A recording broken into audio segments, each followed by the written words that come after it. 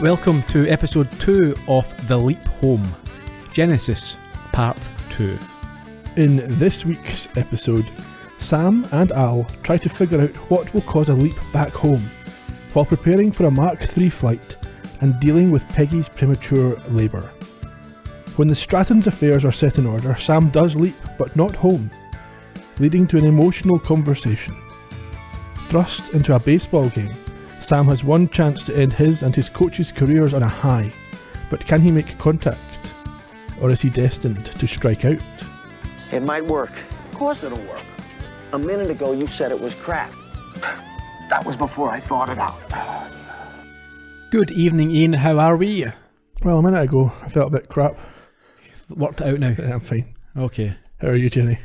Not too bad. What did you make of this week's episode? Yeah, a mishmash. It was okay. I don't think it worked as a two-parter.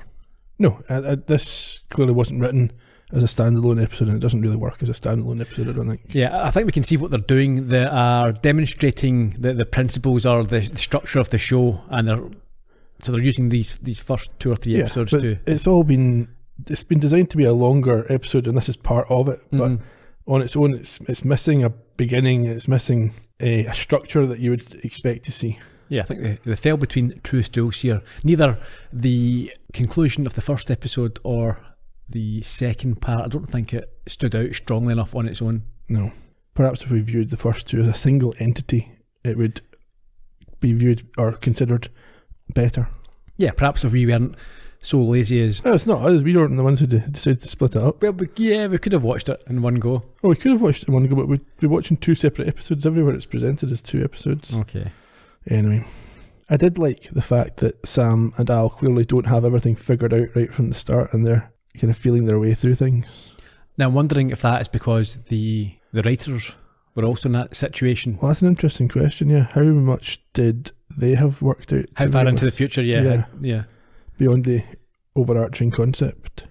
Probably not that much. A season's worth, I'd have said, because, doesn't matter who's in charge, doesn't matter what your track record's like, the network could easily cancel you after a show, so I don't think you'd want to be investing too much time into something that might not go anywhere. And I mean, I've read the creator talking about times that they just changed stuff because it felt better, even if it contradicts what's been said previously.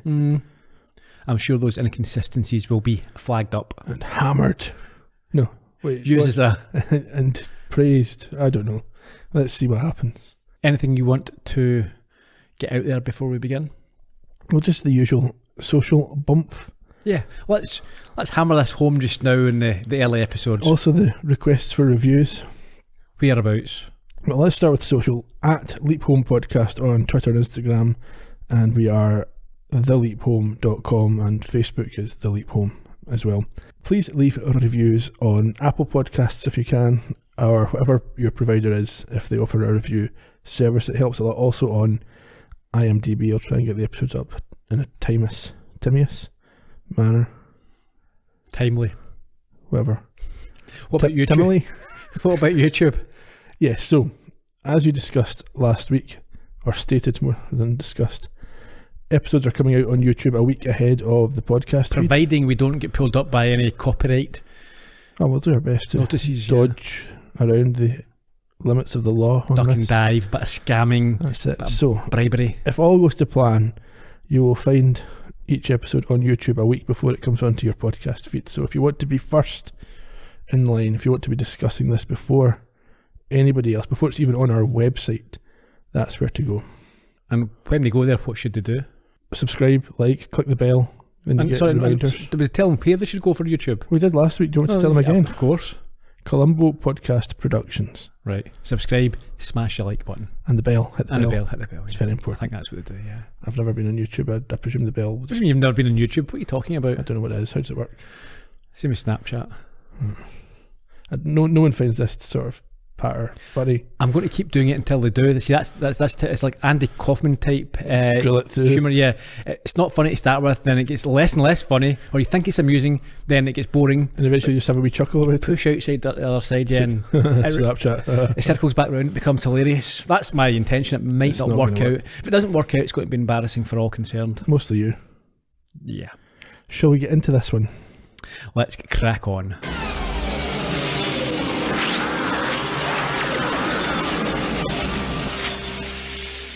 Sam wakes up in the shack, and it took me a minute to realise this was a recap.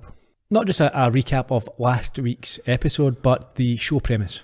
Indeed. What do we find out? What are the rules that are explained to us again? Well, he's jumped into some other person's body, but sees their reflection in the mirror, and everyone else sees him as that other person. But the bigger message is that he leaps within his own lifetime and is driven to change history for the better. Well, is he? Does he know that? That's what it says at the start here. That's what the voiceover says. Oh, at the start of the credits? Yeah. Okay, sorry, I thought you were still talking about the actual recap. No. Yeah, so I think this is a bit incongruous. So these credits weren't designed for this episode. They're later credits that have been... That's very common. ...superimposed, and so they talk about things that aren't happening in the show yet. Yeah, of course, because you don't film... It's not live. You don't film an episode and broadcast it. You will do the entire first season. Yeah, and this wasn't a standalone episode when it was originally conceived, so it didn't have credits. Oh. So the recap and the credits have been created at a later date and doesn't really sit quite right. No. But anyway, they're good credits. I like the credits. Yeah. Following the credits, we jump, because the last time we saw them were at a barbecue. Yes, well, it was a barbecue at Sam's home, So and they were doing a bit of kissing, a bit of smooching. Yes, but his wife was looking a bit sus, but that never gets brought up again. No. It's now, I think, the Monday at the airfield where he's going to fly the X2. Yeah, an anxious Sam is looking over this plane that he's due to test and doesn't appreciate Al and his lack of fade-in ability. Yes, that's literally the phrase that he uses. However, Al is more concerned that Sam still can't remember their project, and so gets out a prop to try and explain. One end of this string represents your birth. The other end, your death. You tie the ends together, and your life is a loop. Ball the loop, and the days of your life touch each other out of sequence. Therefore, leaping from one point in the string to another would move you backward or forward within your own lifetime. which is our project, Quantum Leap. I can't remember. Al, I wish you would stop doing that. What? Walking through things. You want me to walk around something that isn't even here? All right, I'll walk around it. There, how's that? Why? Why isn't it here? I'm a hologram to you, right? Well, you and everything around you is a hologram to me. You're in the imaging chamber. You remember? Vaguely, a cavern somewhere. New Mexico. What year is it there? You'll find that out. If we get you back. If. Well, see, Ziggy's theory is really, it's a load of crap. I mean, you gotta believe that God or time or something was just waiting for your quantum leap to correct a mistake. A mistake in time? Something that happened in the life of Captain Tom Stratton in '56, since he's the one you bounced out. Once that's put right, you'll snap back like a pimp's suspenders. Once what's put right? Tom Stratton was killed trying to break Mach 3 in the X2. If Ziggy's right, all you have to do is break Mach 3 and live. Couple of things about that.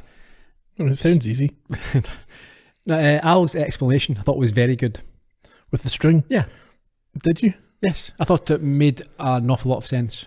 I think it's a very good way of explaining a complex theory. I mean, to me, it was right, okay, I understand what you're trying to do here. I didn't understand why your life would be string and how it was possible to ball it up. I can understand you bring the ends together maybe, or fold, like in halves, but the whole idea of balling up just seems a little bit, what's the word, analog? Well, I think the project is balling it up. That's how you would travel in time. Maybe. Like time tunnels. Like wormholes into tiny little worms in time. I don't know. Yeah. That clip also, again, it just reiterated my dissatisfaction with the character of Sam going rogue and deciding to jump into the... Yeah, especially the bit where is this now or later when he says that Sam is the expert of the project. Yeah. It's like, why are you... Surely we all understand the implications that time travel, the problems and what could happen if you get things wrong. In fact, even if you get things right, it could have severe impact on history and in life.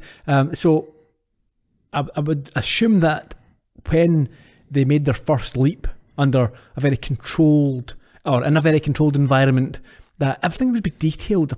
You know, the plan, what you got to do when you leap. Here's how you act. I think it would have been funny if they'd tested it out on an animal first and send a cow, but it leaps into a person. Well, that's the thing, yeah. That would be quite entertaining. But how would you know if you could see? That's the thing. What was their plan in the first place? What was this the plan that someone leaped, and then what? How were they meant to get back? Well, this is it. Should they not have thought this through? Doesn't really make. They don't give us enough information to come to a conclusion. They probably don't have it themselves.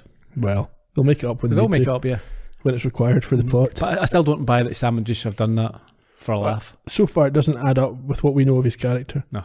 But maybe there'll be a twist. Possibly. Anyway, at the end of the clip there. Yeah, Sam storms off a wee bit saying he's not going to do this. But Al explains that the other possibilities for retrieving him are even more difficult or unlikely.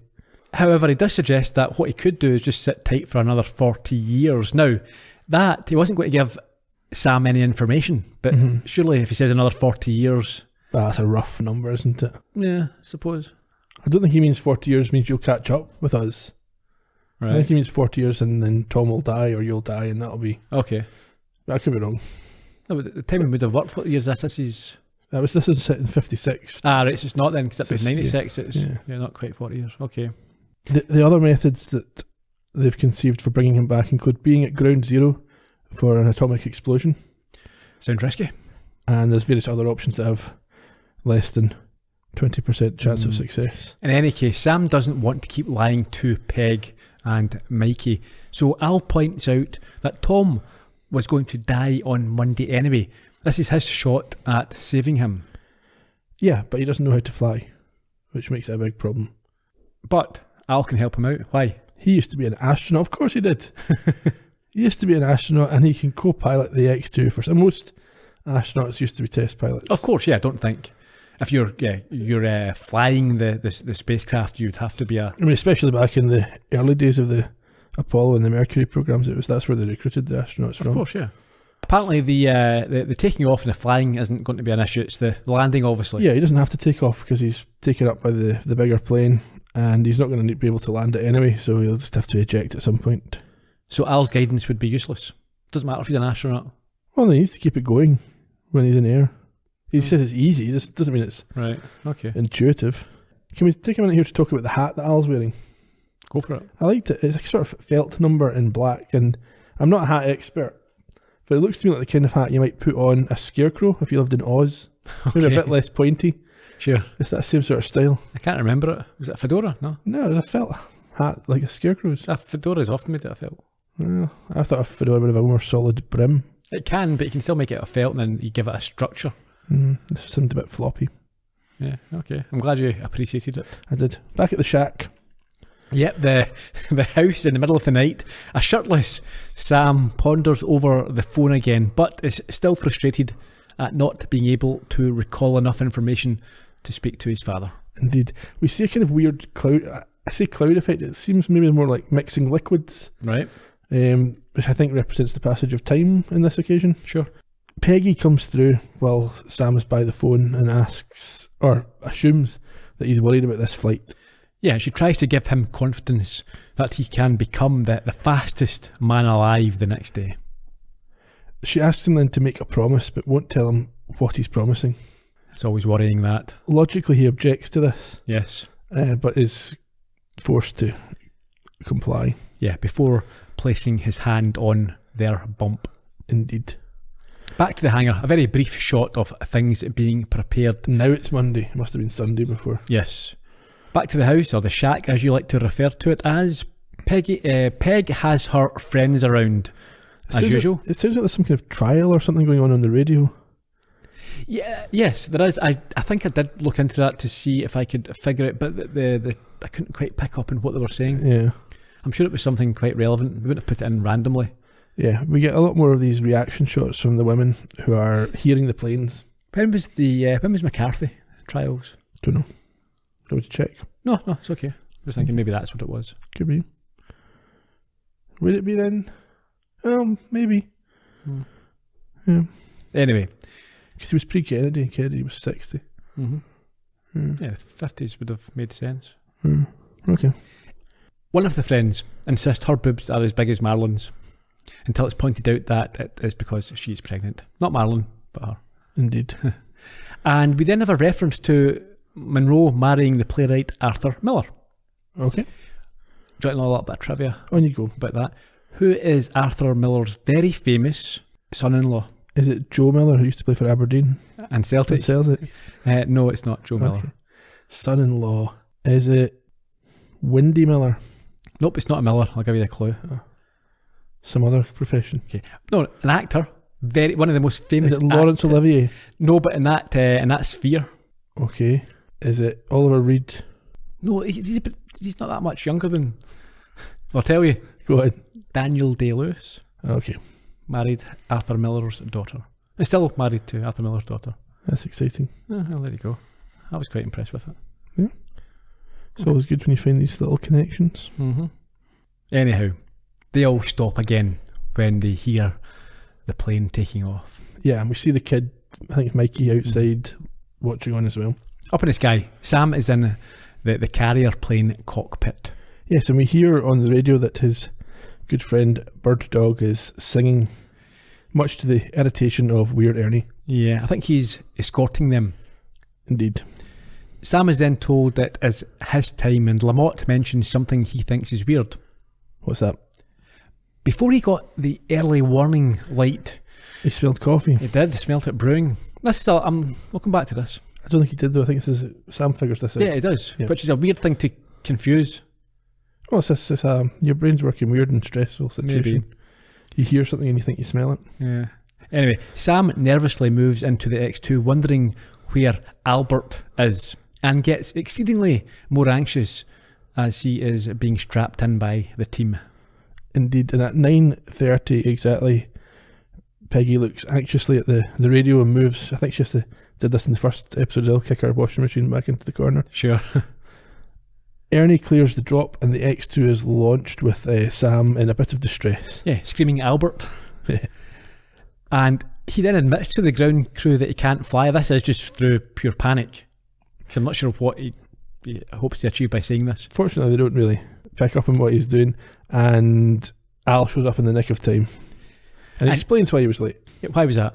He went to the Lakers game, but not just any Lakers game, a playoff game. Okay, is this? I'm assuming this is maybe a well-known, a famous match, no? Perhaps, but it's not really why he's late, because obviously it's now the next morning for him. He spent the night with a dish called Martha. Indeed. Priorities and all Maybe that. Batman's mother. Could have been. Or Superman's mother. One of the two. Or both at the same time, knowing Al. You know Al. Anyhow, he talks Sam through the process as they get to Mark 2. Yeah. Now you're going for that sort of pronunciation, are you? Mark. Not Mac, just Wach. You're giving it the old guttural. There's the old, well, I looked into this a wee bit. Did you? There's an American pronunciation where they go long on the A. Right. Which is what I was going for there. There's the one I did last week was the more European Mach. And then Britain's just Mac. Yeah. It's quite dull. That is quite dull. Yeah. I'm sticking with the Mac. Okay. Return of the Mac, yeah. Sam admires the view before hitting the third booster rocket. Yes, which progresses to Mach 3. But as they get to about 2.9, what do they hear? Well, the same as in the previous experiment. The fire warning light goes off and there's a bubbling sound. And Sam realises that Lamotte didn't smell coffee. He heard it percolating. Now, again, yeah, maybe under, I don't know. It's very different senses, hearing and smelling. Well, it's easy for your brain to get mixed up in this Is it sort really? of situation. I'm not sure if I've ever had that sort of confusion, but I've You've never. not been at that speed, yeah. You're right. Anyway, Al tells him he needs to shut down the rockets, but he doesn't immediately respond, and we see a coffee jar explode. I presume that's just a metaphor, Yeah, I thought it was quite nicely done. because they couldn't afford to show a plane exploding. Yes. It's not clear at this point whether Sam was able to eject. Yeah, there's I suppose a juxtaposed scene of serenity before it's interrupted by the slow motion falling of the plane wreckage. It doesn't make sense that this would be a vertical fall, because it was travelling at a high speed. Yeah, it should be some sort of arc to it downward. Anyhow, the bits of the plane land, and then over on the other side of the screen we see a hefty but survivable landing for Sam. Who is disappointed to discover that he's not leapt. Indeed. So we find him in a medic's vehicle. Yeah, we saw this doctor last week. Remember, he was going to look into the memory loss issue. Yeah, we did, yeah. He's being examined by him in the back of this truck when Al appears, and this leads to an amusing three-way conversation. You know, Captain, we could be combing the desert with tweezers and little glass jars looking for what's left of you. You guys are all alike. Losing your plane's worse than losing your wife. I'd trade my ex-wife for any wreck they got. I'm still here. About time you realized it. What now? I'm going to take your blood pressure. We could try the A-bomb theory. No, thank you. Well, I'm sorry, but it's necessary. It's not my theory, Sam. I never bought into that good deed, put time right bull. Not really. So I'm stuck here. I don't think so. Maybe not. If you test at the hospital and you should be able Maybe to go you home. could leap back when you least suspect it. Like tonight when you're sleeping. You really believe that? Absolutely. I don't know. I don't see any reason But to keep you in the In hospital. the meantime, there's no reason for me to stay here. And I would feel really bad if Martha woke up and found out that I'd gone without even saying good morning. You know, it's not nice. Unless your blood pressure keeps elevating. I did find that quite amusing, although unlike my Snapchat patter, it may get boring quickly if they do this every episode. Yeah. Sam needs to kind of wise up to when he can talk to Al and when he can't. I think right after that clip, Al says he's off to catch Martha before she leaves without breakfast. He's a character. We then get a very awkward and cringeworthy scene in the hospital. You think so? Tell me about it. So, arriving at the hospital, Sam is told that Peggy went into premature labour when she heard the crash. And after briefly reassuring Mikey... Yeah, he runs to Sam. I like that for a hug. That was good. He reassures him and then tells him to stay with the other women, but to watch out because they're pregnant and emotional. Yeah, we know how that works. And he heads through to see Peggy, who's pleased to see him and glad that he kept this promise that he doesn't understand. And he confirms to her that he broke the record. Yes, and says it will take more than a gremlin to kill him. She starts panicking a little bit and he teaches her a breathing technique. Well, yeah, she's in pain and he surprises her and the medical staff by helping her, by showing her controlled breathing, which I don't know, is that... I assume that was around, but maybe not. They didn't expect Sam to know how to do it. He does confuse her by saying he learned it in pre-med. Yeah. One more of these little slips that he's been making. He'll need to get on top of that. He will need to. You wouldn't be experienced. That's the type of thing that initially you would make a lot of these mistakes talking to people who you can see, but you know, it's hard to get your head round that. Yeah, he's about to make a few more. Tell me about it. So the doctors call him over. There's a tough call that for some reason he gets to make instead of his wife, because it's the 50s. Yeah. She's in no fit state to be making important decisions. Maybe be consulted on this. No. Look at her. She's an emotional female wreck. The baby's coming 9 weeks early, and the nearest neonatal ICU is in LA, so they can either deliver the baby, send it by plane, which Sam says means it will have no chance, or there's not really another option. Well, he's got the choice, I think, of saving his wife or saving his kid, his baby. Well, yeah, I think the implication is that if they send Peggy the baby and she might both die, so it's not really a way to save the baby, is what they're saying. Okay. In the corridor, Sam then shows off more medical knowledge by asking some technical questions and making a suggestion to stop the contractions. It hasn't been invented yet. No. And it even says this is from the 70s. The now quite angry army doctor pulls him aside and tells him to forget about the sham him and Bird Dog are trying to pull, and if he keeps it up, he will make sure that they never fly again. Yeah, he thinks he's conning him. Yeah, although I'm not sure how the army doctors get the authority to make sure he never flies maybe from a again. medical report saying he's not fit. Ah, okay, that's a fair point, yeah. Anyhow, he now gets another idea and talks it through with the army medics. An idea from the 60s, admittedly, but one that the theory makes sense. Tell me about it. They're going to make an alcohol solution and give it to her by IV, which will make her drunk, cause her to relax so much that the contractions will stop. Now, he orders the army doctor to use his brain, and when he does, he realises that this could work. Indeed. Is this real science? I'm not sure. Yeah, well, if he says it is. Getting drunk? Well, I think it's done in a more controlled manner, but anyway. Okay. He's off to talk to the doctor about trying this, and a wee bit later, we see a now intoxicated Peggy. Yeah, happily singing along to Que Sera Sera, out of tune, as the doctors talk to each other and wonder how Sam knew this would work. Before deciding never to talk about it again. Yeah, they leave and Sam and Peg kiss and tell each other they love themselves before she drops asleep. Yes, he looks out the window and sees Mikey, I think, with Bird Dog. Yep. He opens the window and gives him a thumbs up, which makes them very happy, and Mikey throws him a baseball. Yeah, up into the air, which the camera follows, and it lands in a different time, a different year. Indeed. So this was a leap without any sort of special effects. Yes. So Sam does catch the ball, and that's the end of the inning of a professional baseball game, apparently. Yeah, he's confused. He now finds himself in 1968 in the, now, correct me, you know, I'm only a partial expert on this game. Is it America's game, isn't it? The national game, Well, really? so they say. That's what they say. So he's an outfield player called Fox for a terrible team known as the Bombers. The Waco Bombers. The Waco Bombers. The minor leagues, is that right? Yeah, minor league team. I thought that was an interesting, if unusual, I don't know. Waco, as far as I'm concerned, and most people in the UK, is only known for the the siege with David Koresh. What year was that? The early 90s. So it's already happened by this point.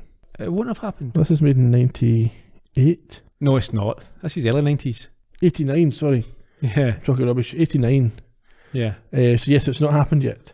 So that's why they're using it. Right, yeah. So there we go. Predicting. It wasn't quite a bombing, but.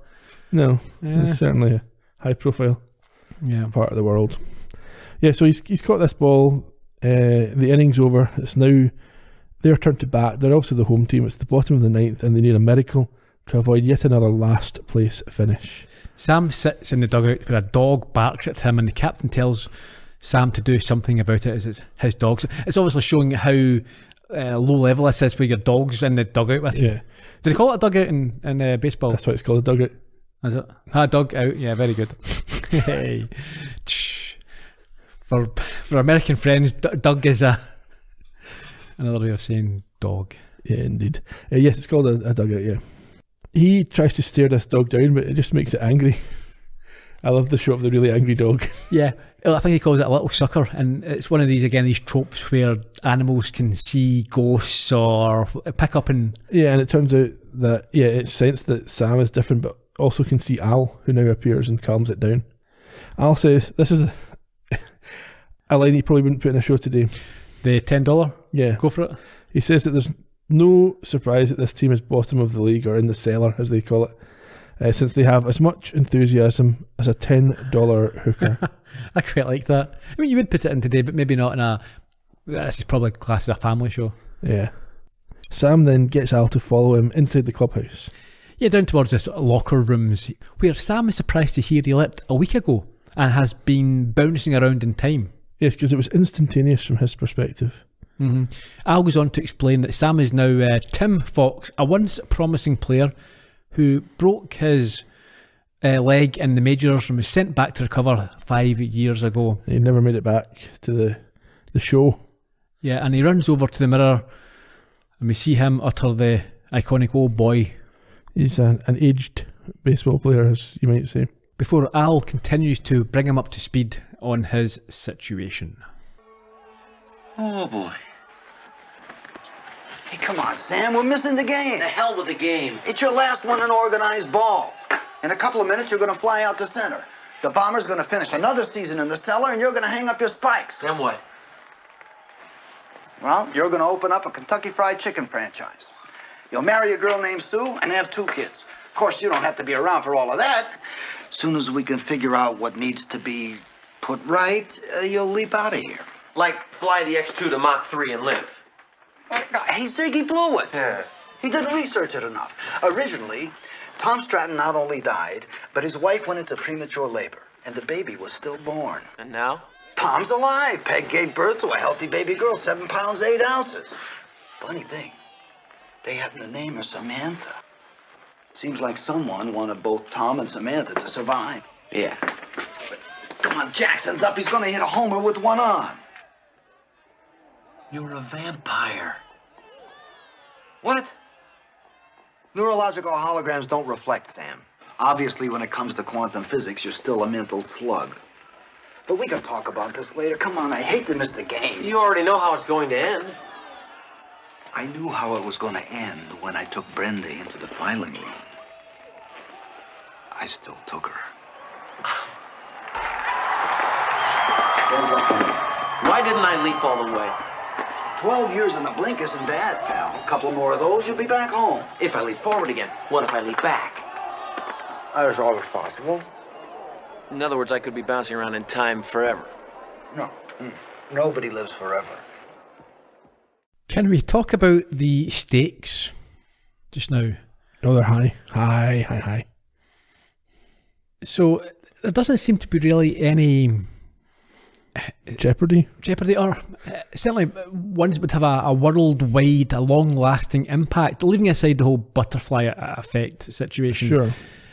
So for Peg Yeah. and the newborn baby, I would like to have discovered that perhaps Samantha was going to be have some historical significant role to play, whether just in general, or it'd be nice if it said, you know what, she was going to be part of the project Quantum Leap team, or have some some. It's just a case of this one family wasn't broken up. Which I don't understand. Yeah, why this has to be put right. And this next one with the baseball, even less so. So it's a guy coming towards the end of his career, and he might finish last or second. The best they can do is for him not to finish bottom of their division. Yeah. Really? Who cares? And we find out he's on to run a Kentucky Fried Chicken franchise. Yeah. He'll still be able to do that whether he finishes last. Maybe if he comes second last, he'll get a McDonald's. So I don't really understand why this has to be put right. Who cares if this guy at the end of his career wins this match or not? That's a good question. Yeah. Maybe we'll find out in next week's episode. Not so sure. Well, I've not watched it yet, so I don't know. Okay. Al goes on to tell Sam that Ziggy won't tell him what has to be put right because he's embarrassed after his mistake in the previous leap. Yeah, apparently he's depressed even though he's a computer. It's all down to ego. Yeah. Sam wants to know who created a computer that will behave like this. And is quite taken aback when Al tells him that he did, Sam. Yes, he's the genius behind the project, and he rejects this immediately, saying he's a medical doctor. But Al informs him that he has 6 doctorates and his speciality is quantum physics. Apparently what he's known as who? Well, Time magazine has called him the next Einstein. Okay, here's the thing. No matter how intelligent you are, Sam's meant to be maybe in his mid-30s, late 30s. A doctorate, 6 of them, that takes, I mean, you can't, I don't know. There must have been some done at the same time as one another. That's credits that count for 2 courses. Yeah, because even if you're doing, I don't know, a doctorates normally take 4, 5, 6 years, something like that. I'm not sure. But even if you could do them right, yeah, even 2 years, 6, that's still 12 years. Well, if you could do them in 1 year. Yeah, I don't think you can, but yeah, I suppose if you're a genius. But even then, Einstein didn't have 6 doctorates. He didn't need 6 doctorates. He Neither was did Sam. discovering stuff. Why are you doing what? You specialise in a field, don't you? You don't need to get involved in. Yeah, how useful is his 5th doctorate when he's already got a job? Yeah, one's in music theory or something like that. Right. Doctor of notes. One's psychology just doesn't count. Apparently, if he had his full mental capacity, he is the one who would be most likely to work out how to get himself back. Unfortunately, he can't even remember his own name. Well, Al fills him in though. For some reason it's now okay. Not explained. Yeah, he tells him that his name's Sam Beckett. I wonder, is this a nod to the Irish playwright? Samuel Beckett. He died in 1989. Could be a nod to Thomas A. Beckett. Could be. Well, he's A. Beckett. Well, yes and no. So is Sam. It's a Beckett's actually, you shouldn't, that people wrongly call it a Beckett, but... You think his name's Beckett? Yeah. So it could be him. Could be, yeah. Maybe they're related. Well, anyway. Let's not get down that. No, let's not. Now. Sam obviously is thankful for that information, and a little bit of time passes. We then see the Bombers hit a home run, much to the delight of the crowd, but Sam has other things on his mind, and we're back in the locker room, or we're still in the locker room. Yeah, he's on the phone. He now has enough information to be connected to his father. In Elk Ridge, which I checked is a fictional place in Indiana. This time, however, he has the name John Beckett. He does, which is sufficient. And so he manages to get through. He tries to hold his emotions together as he hears his father's voice and he calls him Dad. I think, did you not say earlier on to me off mic that you didn't like this scene?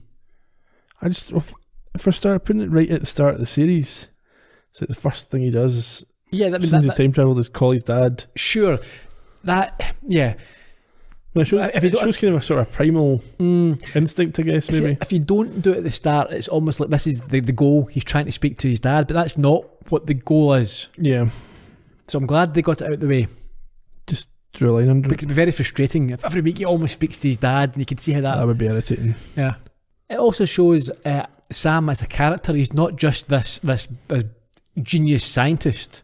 He's extremely emotional. Yeah, and you get the impression that he's maybe sacrificed his family for his work, things like that. Yeah, it brings a real emotional underpinning to Sam. And we learn a lot about how he thinks and what his drivers are, I suppose. I thought the conversation was very well written. Yes. There's a lot of confusion about the relationship, though. Yeah, I thought maybe it worked out that he was a second cousin, but you think he's a nephew? I thought he was a cousin. I don't know, a cousin. They I don't know. Anyway, it doesn't really matter. He's a relative from abroad. Yeah. Back in the field, the team seemed to be doing quite well. Before we return to Sam, who is now in floods of tears as he tells his father how much he loves and misses him by proxy. I don't want to disappoint my dad, but I don't think I'm going to be able to make it home for Thanksgiving this year. Well, I know he'll understand. I hope so. It doesn't mean I don't love him. I do, and I miss him a lot too, even if I never told him. He knows. You think so? Well, a boy can't feel about his dad the way you do without his knowing it. Maybe. But when I don't show up for Thanksgiving, it's gonna hurt him. Sam, it's nice to have the children home for the holidays. But sometimes it can't happen. You're a young man trying to make your mark in the world, and how you go about doing that's a lot more important to your father than showing up for turkey. At least it would be for me. Coming from you, that means a lot. Now, you can't make it to Australia for the holidays, but we're a lot closer. Why don't you come up here? We got plenty of room, and Mom's pumpkin pie's taken a blue ribbon in the Elk Ridge County Fair for 10 years. Well, I don't know if I'll be able to, but I'm sure gonna try. Well, it doesn't have to be Thanksgiving either. You want to drop by here anytime, you're welcome. I'll remember that.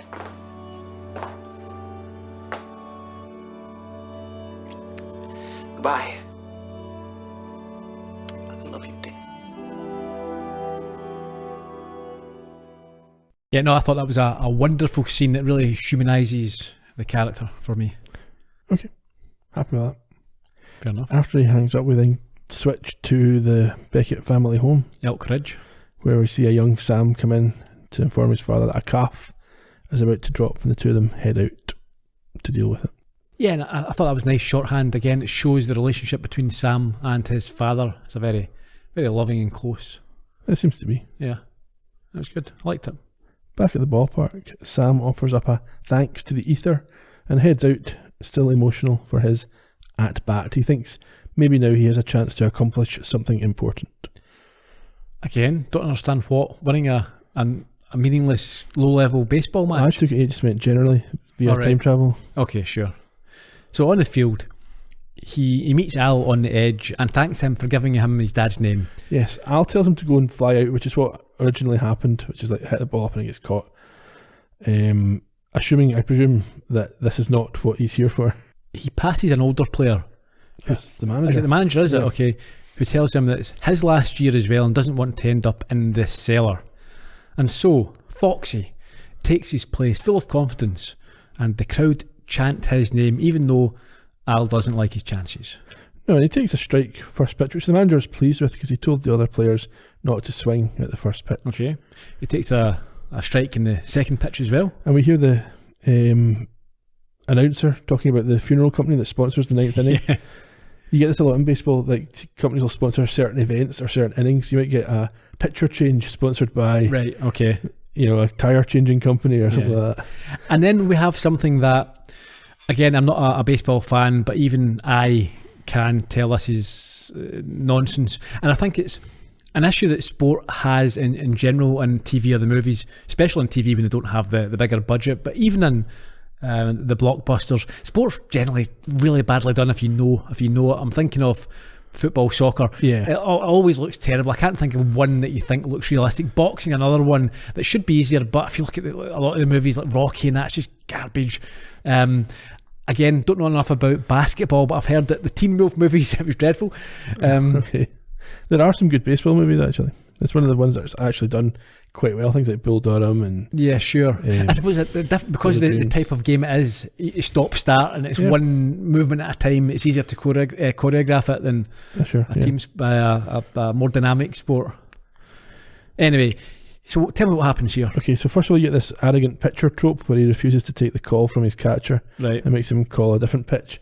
And I think it looks like he called the same pitch for the third one as he had for the first. So it's 2 strikes. Means one more strike and he's out. And the pitch comes, you're expecting Sam to knock it out of the park, but he swings and misses for strike 3, meaning he is out. However, what happens? However, the catcher fails to handle the ball, which means if he can get to first base, he's safe. But it gets to home base, is that right? It goes round eventually the through a bases. series of throwing errors by the team, which would never happen, even in the most basic situation. Again, I'm thinking if I was there in the outfield as a fielder, I could have picked up and thrown it where it's meant to have been going. The problem is not just the throwing; it's the catching as well. It's ridiculous. Yeah, it looked comedy of errors. Mm-hmm. But yeah, okay. So he makes it all the way around on a dropped strike 3. Okay, and so they managed to finish not the worst team in the minor league. Oh, fantastic! Brilliant. And then he immediately leaps.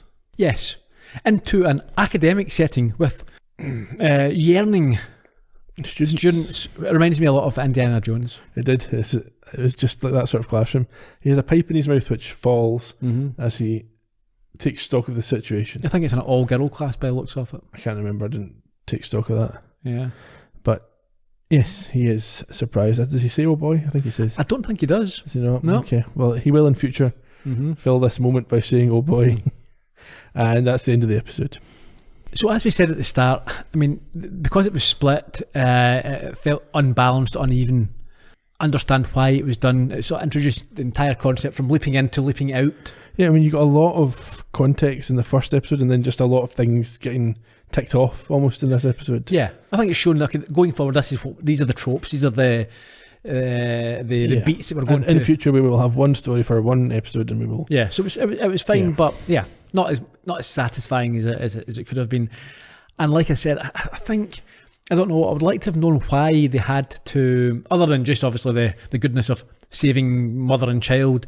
Why was this particular child? Was there a bigger picture to it? And yeah, because some of the ones we've talked about that we know are coming up, if you remember I suppose JFK and things like that, they've got far bigger societal ramifications. Yeah. I do like the way that they structure it with the leap before the end of the episode. Mm-hmm. So that's a cliffhanger set up already, built in for each episode. It's very good in terms of marketing and promoting the next episode. It gives you that little teaser and you think, oh yeah, that looks I'll tune in. Interesting, yeah. And also it doesn't matter if you miss one because it's just a full contained story in each. Yeah, well, both of us have missed numerous. And I'm wondering if that will impact upon our perception of the show, which to me is very episodic in my mind, but maybe it'll be these bigger... I think there's some 2-parters and stuff like that to come. Oh, there will be, yeah. I just mean that you've got the one main goal of leaping home, but is within that, is there other things, other arcs? Maybe this is one of the things we should look at in the podcast each week, is what was achieved in each stop and whether it was worthwhile. And initially, certainly, I think we should look at what we learned about the show, That's true. I'm not sure if we learned too much more this week because it's... Well, I noted a few things down. We mentioned them already. I think we noted that Al can be seen by dogs, that Sam's surname is Beckett, and that Al doesn't have a reflection. Sure. And we also found out about this sort of string theory. String theory is a completely different thing. Is it? Yeah. This is rope theory. This is life as a string theory. Right, that's fine. I think the point he's trying to make, I've been thinking about this all the way through, is that any one part of that string can touch any other part. Yes. There's nothing preventing it. Mm-hmm. So the balling up, kind of just a rough example. Yeah, but as I'm saying, but I think their project was to create that ball. That was part of it, so that this could happen. Okay. Any other thoughts before we get into the wrap up? No, I don't think so. It was fine. Yeah. I do think that if we'd looked at this as one longer episode, we would have been less critical of some of the things in this second part. Yes, but you couldn't have then had this baseball as a full episode on its own. It didn't. There was nothing. There was no substance to it. But yeah, it's part of a hour and a half long thing that baseball bit maybe fit in. Okay, this originally aired, as you might imagine, on the same day as last week's episode, 26th of March 1989, as part of a feature-length first episode. Directed again by David Hemmings, who we discussed last week, and written by Donald P. Belisario, who we'll keep holding off of for now. Skipping over the cast members we already talked about, you can find Doug Cox in this, playing the baseball announcer. He had previously appeared in the movie Carrie, and he went on to be in episodes of things like The Golden Girls, Doogie Howser MD, one of your favourites, Babylon 5, Young Sheldon. He's also written for Pee Wee Herman, and has an ongoing writing relationship with Elvira, Mistress of the Dark. You see ongoing, I'm not sure how ongoing that is today. He remains active, and given he wrote his own IMDb bio and signed it off with his own name, appears to want to keep his age a closely guarded secret because it's not available, as far as I can tell, anywhere. Quite online. Right. It's up to him. A bit like yourself. Yes. But next year when you're 50, we have the party. Don't start that nonsense. For another podcast. 50. By the time they finish this, I could be touching that, mind you. Yeah. Patrick Cranshaw played an old man in the baseball crowd. You remember him? He was very disappointed by everything that happened. He was good. He's probably best remembered as Blue in Old School, with Will Ferrell and Luke Wilson. You're my boy, Blue. Okay, I've only seen that movie once, I think. This was his only Quantum Leap episode, but he showed up in series like Mork and Mindy, ER, Veronica's Closet, and Monk. He died in 2005 when he was 86. Okay. Newell Alexander played Sam's father. This was his only Quantum Leap appearance. In the future, I think the character returns, but Scott Bakula plays him. Right. He's appeared on shows like Murder, She Wrote, Chicago Hope, Charmed, and Criminal Minds, as well as movies like August Osage County, which I really quite enjoyed, A Very Sordid Wedding, and Flushed Away as a voice role. He's now 86 years old. Okay. Lee DeBrew played the baseball coach, perhaps best known for his role in RoboCop. Sid, I think, maybe something along those lines. This was his only episode of Quantum Leap. He's also appeared in shows like MASH, The X-Files, Murder, She Wrote, and TJ Hooker. You'll know him from Above the Law with Steven Seagal. Where did he play in that? I don't know. I didn't write that down. good. Yeah. He's now 81 years old, which means he was 48 when they made this episode. He played the aging manager. Adam Logan played the young Sam Beckett and reprises the role in 2 further episodes. Has he? He's also appeared on things like Weird Science and Alias and the reality show Punk'd. And he's probably in his mid to late 40s now, though I can't find a date of birth for him anymore. What about the Bat Boy? Any information on him? No, what have you got on him? Not a lot. He unfortunately died aged 22. Okay. Finally, Hank Robinson played the home plate umpire in the baseball game. He made a career late in his acting career out of similar roles, playing umpires in another Quantum Leap episode, as well as in The Naked Gun, Brewster's Millions, Murder, She Wrote, and 13 other shows. He played a baseball umpire. Baseball umpire. I certainly remember the scene in Naked Gun. Yeah. He had been a baseball player when he was younger. Ah, right. But his whole career isn't this. This is only in the last 15 years of his career that he started doing these. Brilliant about carving out that niche. Indeed, he's the go-to guy if you wanted a baseball umpire. He also played other roles. He was in shows like Kojak and Dynasty, and he was in films like Rocky 2 and Dynasty. The Godfather Part 2, and one episode of Columbo. Was he? He was a gym member in 1974's An Exercise in Vitality. Right, can't say he stands out, but there you go. He died in 2012 when he was 89. Up to the home base plate thing in the sky. Is that what they say? He's hung up his bat, his glove, he's hit a final sack fly. Okay. Not much trivia this week. We mentioned last week the Aviators, who Tom Stratton was an amalgam of. Captain Mel Apt actually died achieving Mark III in September 1956 when his ejection system failed, and Captain Ivan Kinchlow died testing a different aircraft, having been an X-2 pilot, and when he died, his wife was pregnant and he had a young son. Ah, there we go. Ejection system failing. That's like the one thing you've got to do. It's like, okay, The one button. the one button, and it doesn't work. I've mentioned already about the things that we established in this episode, and apparently, although I didn't pick up on it, Scott Bakula's voice was dubbed over the young actor playing young Sam Ah, okay. in the scene with his father. But he was only about 16, I think 14, something like that. No, he was younger than that, I thought. No, he's meant to be in that ballpark, I think. Was he? All right, okay. Maybe not. Maybe I've picked that up wrong. Anyway, next week, Where do we leap? the episode is called Star Crossed, Right. where Sam has the no doubt very important task of sorting out the love life of the teacher who we saw him leap into at the end of this episode. Okay, we shall see you guys in 1972 next week. Indeed we will. Until then, Cheerio. bye bye.